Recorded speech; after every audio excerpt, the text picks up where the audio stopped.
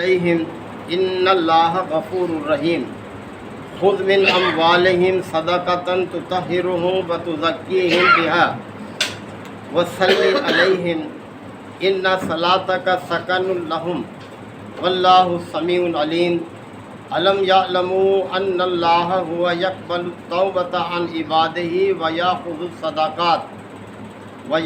الصدقات وان اللہ هو التواب الرحیم وقل اعملوا فسيرى الله عملكم ورسوله والمؤمنون وستردون إلى عالم الغيب والشهادة فينبئكم بما كنتم تعملون وآخرون مرجون لأمر الله إما يعذبهم وإما يتوب عليهم والله عليم حكيم صدق اللہ مولانا العظیم۔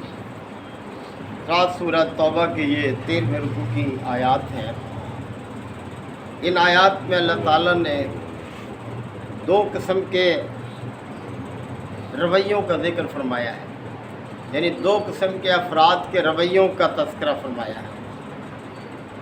ایک وہ جو دعویٰ ایمان تو کرتے ہیں لیکن ان کے عمل ان کے ایمان کی تصدیق نہیں کرتے، اور دوسرے وہ مومن کہ جو دعویٰ ایمان کرتے ہیں ان کے عمل صالح بھی ہیں اور ان کی خطائیں بھی ہیں ساتھ ساتھ، اور ان کا رویہ جو ہے وہ اہل ایمان کی طرف سے ہے، یعنی صدقات خیرات سب کچھ کرتے ہیں۔ تو اس حوالے سے اللہ تعالیٰ نے ہدایات دی ہیں، اور اس پس منظر میں ہے کہ نبی کریم صلی اللہ علیہ وسلم نے جب عام منادی کرا دی جہاد کے لیے، غزوہ تبوک کے لیے، تو جو منافقین تھے انہوں نے تو عذرات پیش کیے پیچھے رہ جانے کے لیے، لیکن کچھ اہل ایمان بھی پیچھے رہ گئے، آپ کے ساتھ نہ جا سکے۔ آپ جب واپس آئے تو انہوں نے جو منافقین تھے انہوں نے تو عذرات پیش کیے، لیکن یہ جو تھے انہوں نے کوئی عذر پیش نہیں کیا اور اپنی اس سستی کو قبول کر لیا کہ ہم سے واقعی یہ غلطی ہوئی ہے۔ ان کا خیال یہ تھا اصل میں ان سے جو یہ قصور سرزد ہوا اہل ایمان سے، کہ انہوں نے سمجھا کہ ہمارے پاس یہ بہت کشادہ تھے، کھاتے پیتے افراد تھے، کہ ہمارے پاس اچھی سواریاں موجود ہیں، نبی کریم صلی اللہ علیہ وسلم کے ساتھ جو لوگ جا رہے ہیں یہ آہستہ آہستہ سفر کریں گے اور ہم اپنی تیز سواریوں کے باعث جا کر مل جائیں گے ان کے ساتھ، لیکن پھر سستی کا ایسا غلبہ ہوا کہ یہ نہ جا سکے، رہ گئے۔ اور پھر جب نبی کریم صلی اللہ علیہ وسلم واپس تشریف لائے تو انہوں نے کوئی عذر پیش نہیں کیا اپنے نہ جانے کا اور اپنے غلطی تسلیم کر لی۔ آپ صلی اللہ علیہ وسلم نے ان کا معاملہ اللہ کے فیصلے پر چھوڑ دیا کہ اللہ ہی تمہارا فیصلہ کرے گا، اور جتنا وقت گزرا اللہ کی طرف سے کوئی اعلان ہونے میں ان پر اپنا عرصہ حیات تنگ ہو گیا، یعنی ان کے ساتھ بات چیت بھی چھوڑ دی اہل ایمان نے، حتیٰ کہ ایسا بھی ہوا کہ اپنی بیویوں کے ساتھ بھی تعلق ان کا اس کا بھی ختم کرنے کا اعلان کر دیا گیا۔ اور پھر انہوں نے جب یہ صورتحال دیکھی کہ ہمارا جینا تو پھر کس کام کا ہی ہے، انہوں نے اپنے آپ کو مسجد نبوی کے ستونوں کے ساتھ باندھ لیا اور اعلان کیا کہ ہم بس یہیں اپنی جان دے دیں گے یا ہمیں اللہ اور اس کا رسول معاف کرے۔ اللہ کا پھر جب فیصلہ آیا تو پھر انہیں کھولا گیا، ورنہ انہوں نے کھلنے سے انکار کر دیا کہ ہمیں بس یہی موت آ جائے، کوئی فائدہ نہیں ایسی زندگی کا۔ یہ صحابی تھے حضرت لبابہ بن عبد المنذر اور ان کے 6 ساتھی تھے۔ یہ وہ فرد تھے کہ جو بیعت عقبہ کے موقع پر ایمان لائے تھے۔ بیعت عقبہ یعنی مکہ میں ہجرت سے 1 سال پہلے جو حج کے لیے لوگ آئے تھے، مدینہ سے بھی آئے تھے، انہوں نے نبی کریم صلی اللہ علیہ وسلم سے رات کی تاریکی میں عقبہ کی وادی میں ملاقات کی कुफार को पता नहीं चला इस चीज़ का। और वहाँ मुलाकात करके नबी करीम सल्लल्लाहु अलैहि वसल्लम के सामने अपनी वफादारी का यकीन दिलाया, ईमान लाए और इस्लाम को कबूल किया। और आप सल्लल्लाहु अलैहि वसल्लम को दावत दी कि आप हमारे यहाँ आ जाएं, हम आपके साथ होंगे। लेकिन आप सल्लल्लाहु अलैहि वसल्लम अल्लाह के हुक्म के बगैर कोई काम नहीं करते थे। जब अल्लाह ने आपको इजाज़त दी तो आप इनके यहाँ हिजरत करके तशरीफ़ ले गए और इन्होंने अपने रवैये से भरपूर तरीके से आपका साथ दिया। और ग़ज़वा बदर में, ग़ज़वा उहद में सब ग़ज़वात में शरीक रहे ये लोग, यानी अपने माल और अपने जान दोनों से इस्लाम के रास्ते में खिदमत अंजाम दी।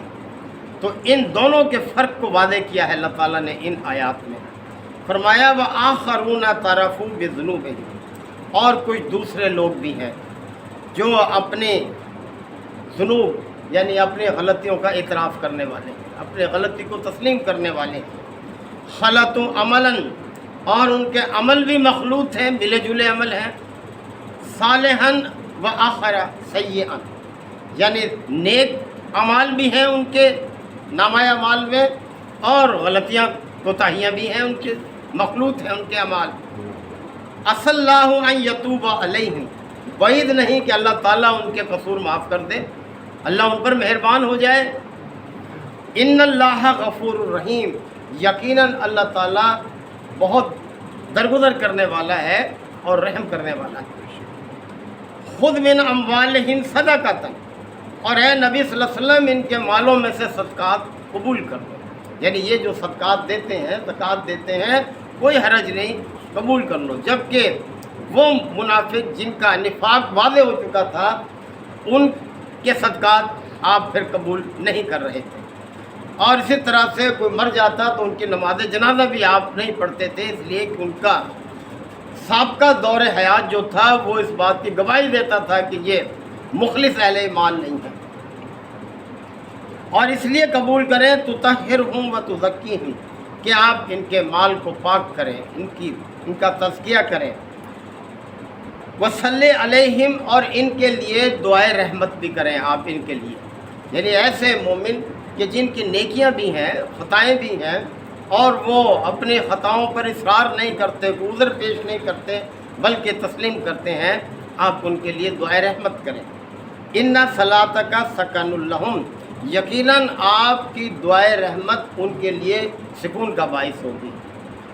वल्लाहु समीउन अलीम, और अल्लाह ताला समी है, अलीम है, यानी सब कुछ सुनता है और उसे इल्म है हर एक बारे में। अलम यालमू, क्या ये लोग जानते नहीं हैं, अन्नल्लाह हुवा यक़बलु तौबता अन इबादिही, कि अल्लाह ही वो ज़ात है जो अपने बंदों की तौबा को कबूल करता है।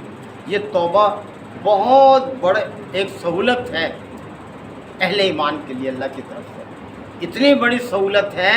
आप अलैहिस्सलाम ने इसके हवाले से फरमाया कि अत्ताइबु मिनल ज़म्बि कमन ला ज़म्ब लहू, गुनाहों से तौबा करने वाला ऐसे हो जाता है जैसे उसने गुनाह किया ही नहीं है।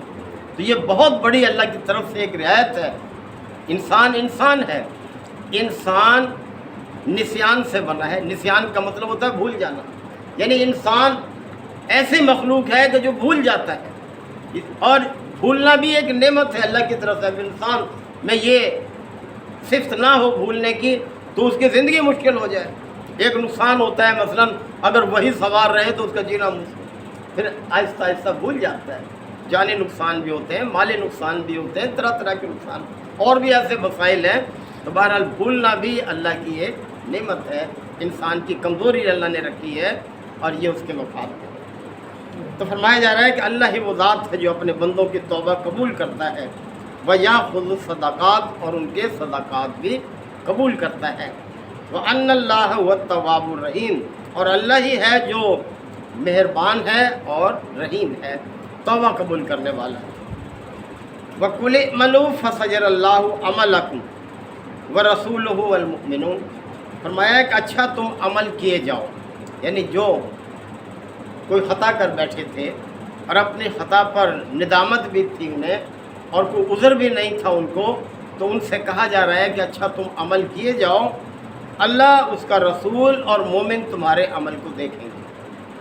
وَسَتُرَدُّونَ إِلَىٰ عَالِمِ الْغَيْبِ وَالشَّهَادَةِ، اور یاد رکھو تمہیں پلٹنا تو اسی ذات کی طرف ہے جو ظاہر اور پوشیدہ ہر چیز کا جاننے والا ہے۔ فَيُنَبِّئُكُم بِمَا كُنتُمْ تَعْمَلُونَ، اور پھر وہ تمہیں بتائے گا جو کچھ تم عمل کرتے رہے۔ تو یہاں مفسرین نے اس سے 3 باتیں اخذ کی ہیں۔ ایک تو یہ ہے کہ یعنی ایسے مومن کہ جن کے عمل صالح بھی ہیں غیر صالح بھی ہیں، ان کے حوالے سے یعنی کیا رویہ اختیار کیا جائے گا۔ فرمایا کہ ایک تو یہ ہے کہ وہ اپنی کسی غلطی پر عذر پیش نہ کرے، اپنے غلطی کو غلطی تسلیم کرے۔ دوسرا یہ ہے کہ ان کے سابقہ زندگی کو دیکھا جائے گا کہ ان کے سابقہ زندگی کیسی رہی ہے اسلام کے حوالے سے۔ تیسرے یہ ہے کہ ان کے آئندہ رویے کو بھی دیکھا جائے گا کہ ان کا رویہ کیسا ہے ایمان کے حوالے سے۔ تو جب یہ تینوں میں تسلی ہو جائے تو پھر وہ اہل ایمان ہی شمار ہوں گے، اور پھر ان کی نماز جنازہ بھی پڑھی جائے گی، ان کے صدقات بھی قبول کیے جائیں گے۔ وَآخَرُونَ مُرْجُونَ لِأَمْرِ اللَّهِ، اور یہ دوسرے لوگ جن کا معاملہ اللہ کے حکم پر ٹھہرا ہوا ہے، اما یعذبہم، کہ اللہ چاہے تو ان کو سزا دے، و اما یتوب علیہم، یا اللہ ان کی توبہ قبول کر لے، واللہ علیم حکیم، اور اللہ ہی صاحب علم ہے اور حکمت والا ہے۔ تو اللہ کی طرف سے جب اعلان ہوا ان لوگوں کی معافی کا، بڑی خوشیاں منائی گئیں، اور انہوں نے پھر اپنے رویے سے یعنی بعد کی زندگی میں پھر اسی طرح سے اخلاص کا مظاہرہ کیا جیسے ان کی سابقہ زندگی میں تھا۔ بارہ غلطی کوتاہیاں ہوتی رہتی ہیں، اور کسی کو یہ حق نہیں کہ کسی کی غلطی پر اس کو ملامت کرے۔ یعنی جب کوئی مسلمان کو غلطی کر بیٹھتا ہے اور وہ توبہ کر لیتا ہے، اپنی اصلاح کر لیتا ہے، تو اس کو ملامت نہیں کرنا چاہیے اس کی غلطی کوتاہی پر۔ اللہ تعالی ہم سب آیات کو سمجھنے کے عمل کی توفیق عطا فرمائے۔ وآخر دعوانا الحمدللہ وکفا وسلام علی عبادہ الذین اصطفی۔ ربنا آتنا فی الدنیا حسنۃ وفی الآخرۃ حسنۃ وقنا عذاب النار وادخلنا الجنۃ مع الابرار یا عزیز یا غفار یا رب العالمین۔ اللہم انک عفو کریم تحب العفو فاعف عنا۔